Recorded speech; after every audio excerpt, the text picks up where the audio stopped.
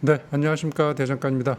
오늘은 실린더 보링하는 것과 크랭크 축 전원을 가공하는 것을 알아보겠습니다. 실린더를 깎아서 내경을 넓히는 작업이기 때문에 이걸 이제 오버사이즈라고 하고, 크랭크 축의 이 전원을 가공하는 것은 메인 저널이든 핀 저널이든 안쪽으로 깎는 작업이라서 요거는 이제 언더사이즈 가공이라고 얘기를 보통 해요. 그래서 이 보링을 어떻게 하는지, 이 크랭크 축 저널은 어떻게 가공하고 수정하는지 이런 거에 대해서 알아보겠습니다.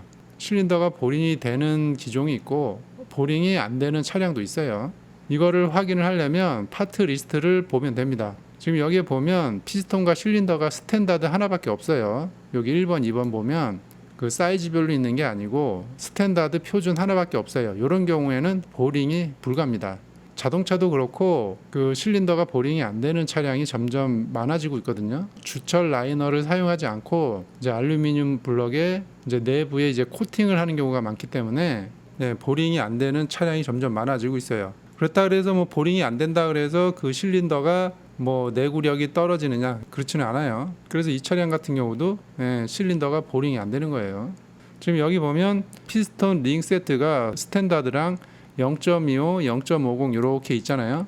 이러면 이 차량은 실린더 보링이 가능한 거예요. 간단하게 파츠 리스트를 보고 이렇게 확인을 하면 되는 겁니다. 그 자동차나 이 실린더가 비싼 경우는 뭐 보링을 하지만 오토바이의 이 단기통 엔진, 뭐 스쿠터라든지 뭐 매뉴얼 바이크든 될 수 있으면 이 실린더를 신품으로 구입하는 거를 저는 추천을 드립니다. 그 제대로 보링하고 호닝을 하면 그 단기통 엔진 같은 경우는 실린더 신품 구입하는 게 더 저렴해요. 그렇기 때문에 단기통 같은 경우는 실린더를 신품으로 구입하는 게 더 좋다. 2기통도 그렇고 4기통도 마찬가지예요. 오토바이는 될 수 있으면 그냥 신품으로 구입하는 거를 추천을 드립니다. 실린더 보링에서 수정하는 방법을 알아보겠습니다. 예를 들어서 표준값이 75mm, 이 내경을 측정을 했는데 75.42가 나왔어요. 그러니까 0.42 정도가 마모가 됐다는 얘기예요. 그러면 진원 절삭을 해서 0.2를 플러스를 합니다. 그러면 75.62가 나오겠죠. 그러면 75.62로 하느냐? 그렇지 않습니다. 그 0.01, 0.02 이렇게 있는 게 아니고 0.25의 간격으로 이렇게 규격이 이렇게 있어요. 여기에 적용을 해야 돼요. 75.62mm가 나왔는데 여기에서 가장 근사값은 0.75예요. 요거는 외경을 넓히는 작업이니까 밑으로 내려가야 되는 게 아니고 위로 올라가야 돼요. 그래서 0.75 값으로 수정을 하면 됩니다. 그래서 최종 실린더 보링 값은 75.75가 되고 피스톤 같은 경우는 이제 여기가 0.75가 늘어났기 때문에 0.75mm를 선택을 해야 되는 겁니다. 그 다음에 이제 호닝 작업이라고 있는데 요게 0.005에서 0.05mm로 마무리를 하는 건데 이 호닝 작업을 어떻게 했느냐에 따라서 이 실린더의 내구성이 왔다 갔다 해요. 빗살 무늬로 미세 스크래치가 보이잖아요. 이 미세 스크래치를 잘 만들어 놔야 스크래치 틈 사이로 오일이 잘 스며듭니다. 그래서 윤활과 기밀 유지에 그 기여를 많이 하기 때문에 이 호닝 작업을 하는 겁니다. 이 호닝 작업이 제대로 잘 안 되면 그 오일도 그냥 퍼먹고 기밀도 유지가 잘 안 되고, 그래서 이 호닝 작업 보면 여기 사이즈가 0.005에서 0.025라고 했잖아요. 그러니까 이 범위 안에서 작업을 잘 해놔야 되는 거예요. 그래서 이 호닝 작업이 상당히 중요합니다. 그래서 제가 아까 얘기했듯이 단기통 엔진을 이걸 보링한다고 치면 보링과 호닝을 하는데 정성스럽게 제대로 한다고 하면 작업 비용이 많이 발생이 되겠죠. 그래서 될 수 있으면 신품으로 구입하라는 얘기입니다.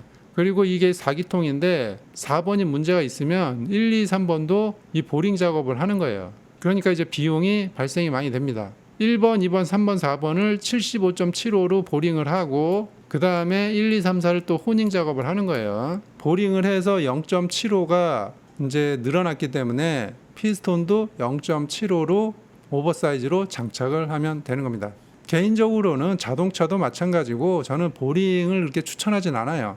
요거는 나중에 이제 그 고급 과정에서 이제 좀 설명을 할 텐데 뭐 좌우간 이 실린더의 보링 작업은 그렇게 추천하지는 않는다. 그런데 이제 외제차 같이 이제 비싼 차들, 비싼 차들은 보링 작업을 해야죠.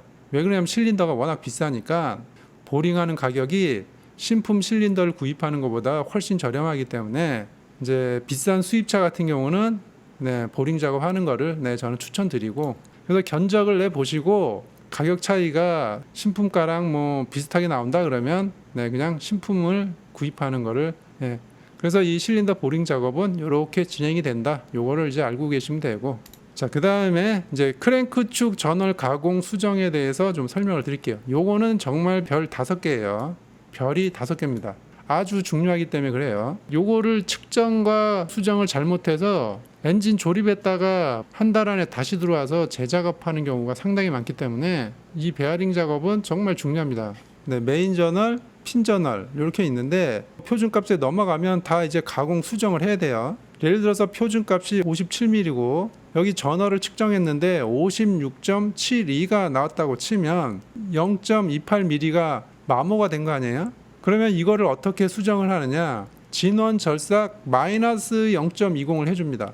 아까 그 실린더 같은 경우는 플러스 0.20을 해줬잖아요. 근데 얘는 안쪽으로 깎는 거기 때문에 마이너스를 해줘야 되는 거예요. 마이너스 0.20을 하면 56.52mm가 나와요. 그러면 56.52로 가공을 하면 되느냐? 네, 그렇지 않아요. 얘도 마찬가지로 이제 KS 규격이 있어요. 0.25 간격으로 이렇게 있는 거예요. 그 계산대 값은 56.5인데 52 사이즈가 없잖아요. 그러면은 56.50으로 수정을 해야 되는 겁니다. 얘는 마이너스 쪽으로 수정을 해야 되는 거예요. 그러면 이 전월은 최종적으로 마이너스 0.50이 깎이는 거고, 이 마이너스 0.50이 깎인 만큼 이 베어링은 플러스 0.50이 돼야 되는 겁니다. 그래서 최종적으로 전월은 56.50으로 깎고, 여기 분할 베어링은 플러스 0.50짜리 베어링을 장착을 하면 되는 겁니다. 정확하게 측정을 해서 수정을 하고 베어링을 장착을 해야